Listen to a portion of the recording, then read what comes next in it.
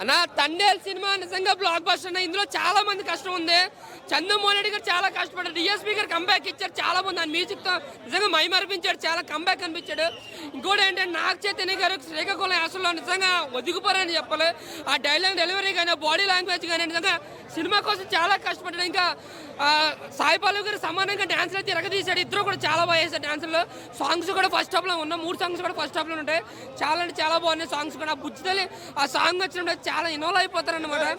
నిజంగా సాయి పల్లవి గారు acting regular గానే ఉంది. బట్ ఎటు వచ్చి నాగ చైతన్య గారు అంటే ఎరగదీశారు.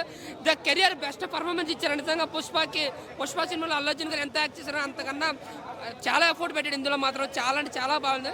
బట్ ఇంకోటి ఏంటంటే చంద్రమోహన్ రెడ్డి గారు చాలా జాగ్రత్తగా ఆ లవ్ స్టోరీ కానీ రాసుకున్న స్క్రీన్ ప్లే కానీ ఎమోషన్ సీన్స్ కానీ ఆ లవ్ని పండించే ఆ సిల్లీ సీన్స్ కానీ సరదానెస్ కానీ చాలా బాగుంది సినిమాలో. లవర్స్ కానీ ఫ్యామిలీస్ కానీ ప్రతి ఒక్కరూ వస్తే చాలా ఎంజాయ్ చేసి వెళ్తారు సినిమా. ఎటువంటి డబులింగ్ డైలాగులు కానీ ఎటువంటి లంగర్ కానీ ఎటువంటి అంటే రొమాన్స్ కానీ ఏం లేదు. బట్ సెకండ్ హాఫ్లో కొన్ని రియల్ పాయింట్స్ కూడా యాక్ట్ చేశారు. వాళ్ళు జైలుకి వెళ్ళడం, వాళ్ళు రిలీజ్ అయ్యి కొంచెం సస్పెన్స్లు పెట్టడం.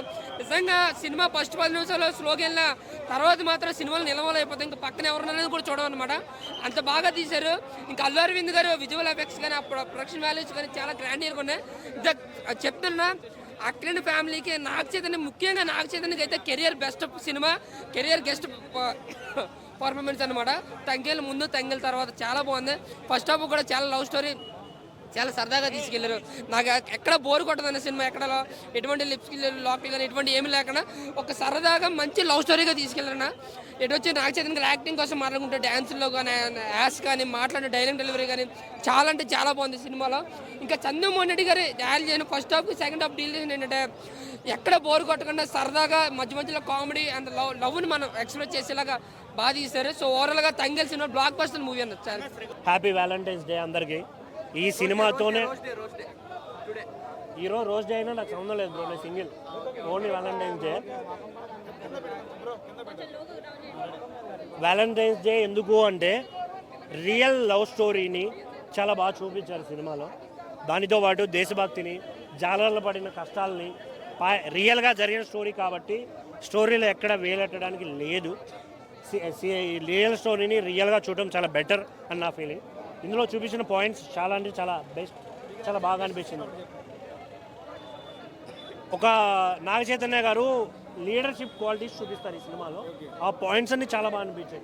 ఒక ట్రూ లీడర్ లైక్ మా పవన్ కళ్యాణ్ లాగా నాయకుడు అంటే ముందుండాలి, వెనకుండి డబ్బులు సంపాదించడం కాదు, వెనకుండి జనాలు ముందుకు తోయడం కాదు అని చూపించిన పాయింట్ చాలా బాగా అనిపించింది. రియల్గా ప్రతి ఒక్క స్టూడెంట్ కావచ్చు, ప్రతి ఒక్క భారతీయ పౌరుడు నేర్చుకోవాల్సిన విషయం, ఎక్కడ మన జెండా ఉన్నా మనం రెస్పెక్ట్ చేయాలి అనే విషయం.